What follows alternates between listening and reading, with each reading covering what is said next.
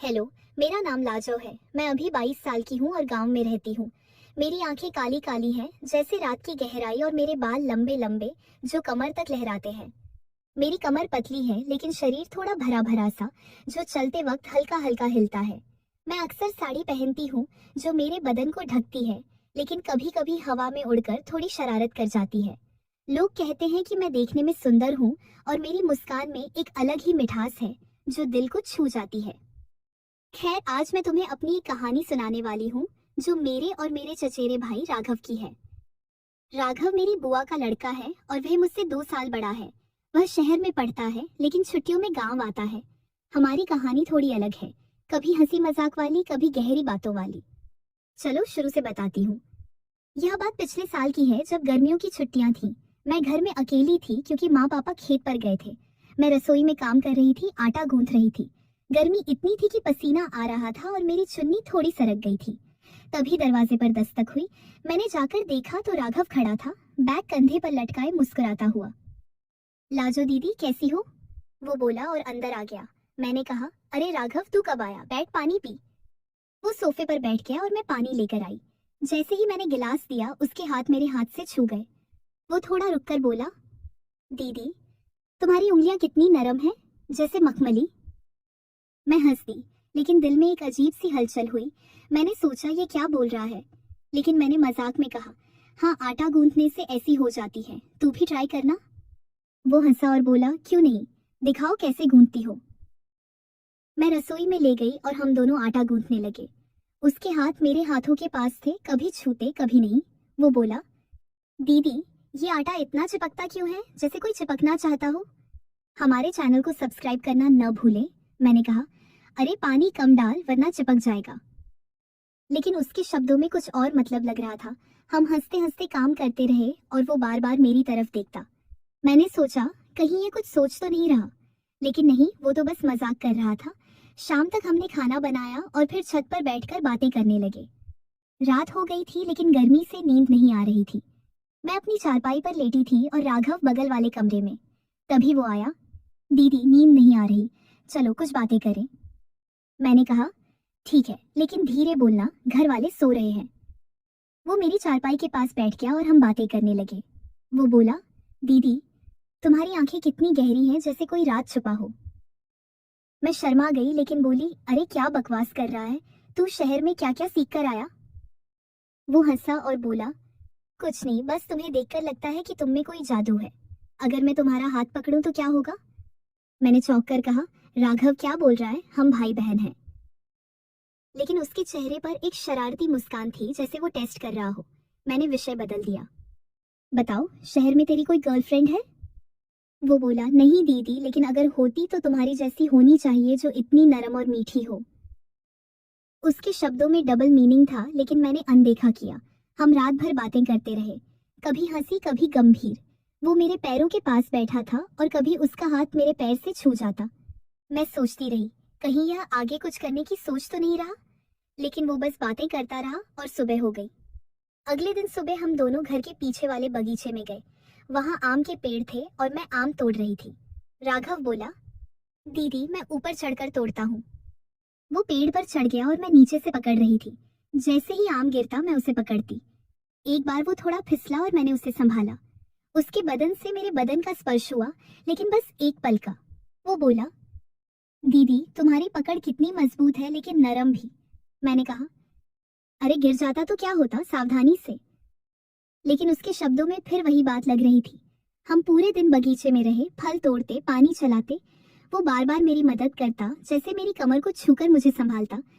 मैं सोचती, यह क्या इशारा है, लेकिन वो कहता, दीदी गिर जाओगी। शाम को हम घर आए और रात फिर वही बातें।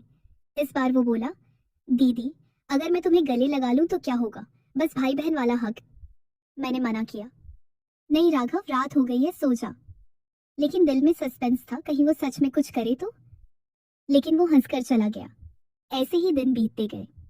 एक दिन हम घर के पुराने कमरे में सफाई कर रहे थे। वहां पुरानी किताबें थीं और धूल भरी थी।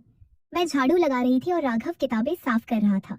धूल से मैं खांसने लगी और वो मेरी पीठ पर हाथ फेर कर बोला, दीदी आराम से, मैं साफ करता हूँ। उसका हाथ मेरी पीठ पर था और थोड़ा नीचे सरक गया। मैंने झट से हटाया। राघव क्या कर रहा है? वो बोला। सॉरी दीदी, बस धूल झाड़ रहा था, लेकिन तुम्हारी पीठ कितनी चिकनी है। मैंने गुस्से से देखा, लेकिन वो मजाक में बोला, अरे जैसे सिल्क। हम हंस पड़े, लेकिन मेरे मन में विचार आया, ये लड़का क्या सोच रहा है। हम सफाई करते रहे और वो बार बार मेरे पास आता। एक किताब में पुरानी फोटो मिली, हमारी बचपन की। वो बोला, देखो दीदी कितने क्यूट थे हम, अब तो तुम और भी खूबसूरत हो गई हो। अगर मैं कहूँ कि तुम्हें किस करूँ तो? मैंने चौंक कर कहा, राघव बंद कर ये बातें। लेकिन वो हंसा। मजाक कर रहा हूँ दीदी, लेकिन सोचो अगर होता तो कैसा लगता। मैंने विषय बदल दिया और हम फोटो देखते रहे। रात को फिर बातें, लेकिन इस बार मैंने दूरी बनाई। फिर एक शाम हम घर के आंगन में बैठे थे। मैं सिलाई कर रही थी और राघव किताब पढ़ रहा था। अचानक वो बोला, दीदी तुम्हारी उंगलियां कितनी तेज चलती हैं, जैसे कोई जादू। अगर मैं तुम्हारी उंगलियां पकड़ूं तो क्या होगा? मैंने कहा, कुछ नहीं, लेकिन क्यों? वो बोला, बस महसूस करना चाहता हूँ।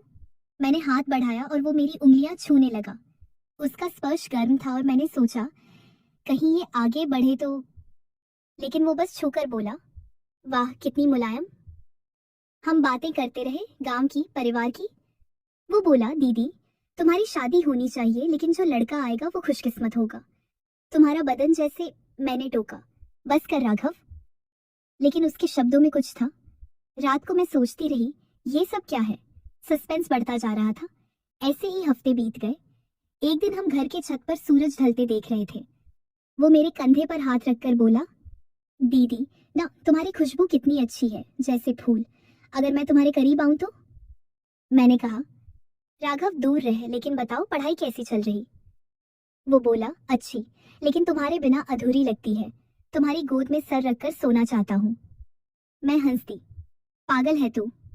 लेकिन दिल में डर था, कहीं सच में करे तो। लेकिन वो बस बातें करता रहा। हम रोज ऐसे ही मिलते, बातें करते, लेकिन कभी कुछ नहीं हुआ। वो डबल मीनिंग वाली बातें करता, मैं हंसती या टोकती। फिर एक दिन कुछ अलग हुआ। हम घर के स्टोर रूम में पुराना सामान देख रहे थे। वहां अंधेरा था और मैंने टॉर्च चलाई। राघव बोला, दीदी यहाँ अंधेरा है, लेकिन तुम्हारी आंखें चमकती हैं। अगर मैं तुम्हें पकड़ लूं तो क्या होगा? मैंने कहा, कुछ नहीं, लेकिन सावधान रहे। करीब आया और उसका हाथ मेरी कमर पर रखा। मैं चौंकी। राघव? वो बोला, सॉरी, बस संभाल रहा था। लेकिन तुम्हारी कमर कितनी पतली है। हमारे चैनल को सब्सक्राइब करना ना भूले। मैंने धक्का दिया, लेकिन वो हंसा। हम सामान निकालते रहे और वो बार बार छूने की कोशिश करता लगता, लेकिन मैंने दूरी रखी। रात को मैंने सोचा ये कहाँ तक जाएगा, लेकिन अगले दिन वो बदल गया। वो बोला, दीदी सॉरी अगर मैंने कुछ गलत कहा। मैं बस तुम्हें पसंद करता हूँ, लेकिन भाई की तरह। धीरे धीरे हमारी बातें गहरी होने लगी। वो अपनी पढ़ाई की बातें बताता, मैं अपने सपनों की। एक दिन हम नदी किनारे गए, लेकिन बस बैठकर बातें की।